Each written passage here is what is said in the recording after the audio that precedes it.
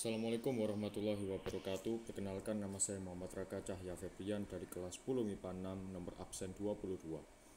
Kali ini saya akan mempresentasikan tentang kehidupan sosial ekonomi Kerajaan Makassar. Dimulai dari kehidupan sosial Kerajaan Makassar.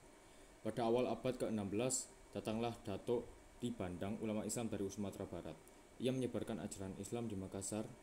Raja Makassar, Daeng Manraja, memeluk agama Islam dan namanya diubah menjadi Sultan Alauddin. Di bawah pemerintahannya, Kesultanan Makassar berkembang menjadi negara maritim yang kuat. Pada masa ini pula orang-orang memulai mengenal jenis perahu layar, lambo, dan pinisi. Sebagai negara maritim, maka sebagian besar masyarakat Makassar adalah nelayan dan pedagang. Mereka giat berusaha untuk meningkatkan taraf kehidupannya. Bahkan tidak jarang dari mereka yang merantau untuk menambah kemakmuran hidupnya.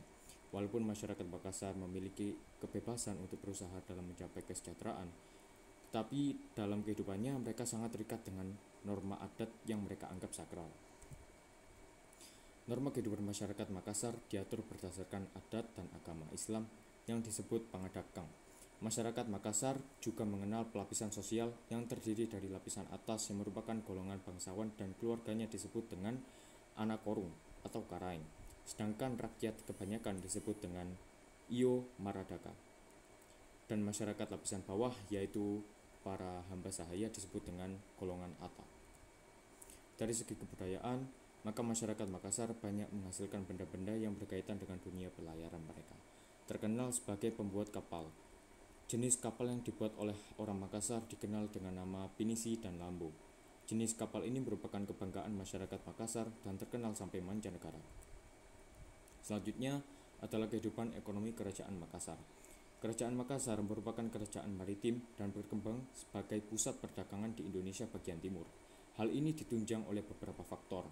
Yang pertama, latar yang strategis. Yang kedua, memiliki pelabuhan yang berkualitas baik.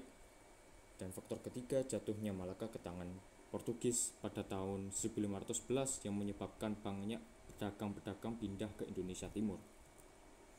Kejayaan Makassar mencapai puncaknya pada masa Sultan Muhammad Said dan Sultan Hasanuddin.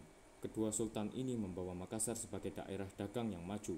Wilayah kekuasaannya meluas sampai ke Flores dan Pulau Solor di Nusa Tenggara. Secara khusus di bawah Hasanuddin, kerajaan kecil di sekitar Makassar seperti kerajaan Wajo, Bone, Luwu, dan Sopeng berhasil dikuasai.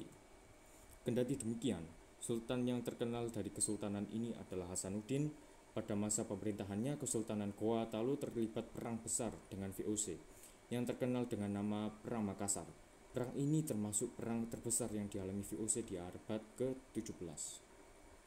Perang tersebut dilatar belakangi cita-cita Hasanuddin menjadikan Makassar pusat kegiatan perdagangan Indonesia bagian timur.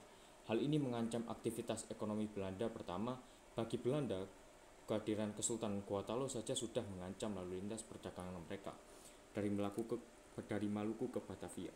Kedua, rencana Hasanuddin mengancam eksistensi dan penguasaan ekonomi mereka di Maluku. Sudah lama Belanda yang merasa berkuasa atas Maluku sebagai sumber rempah-rempah menganggap Makassar sebagai pelabuhan gelap karena ikut juga memperjualbelikan rempah-rempah dari Maluku.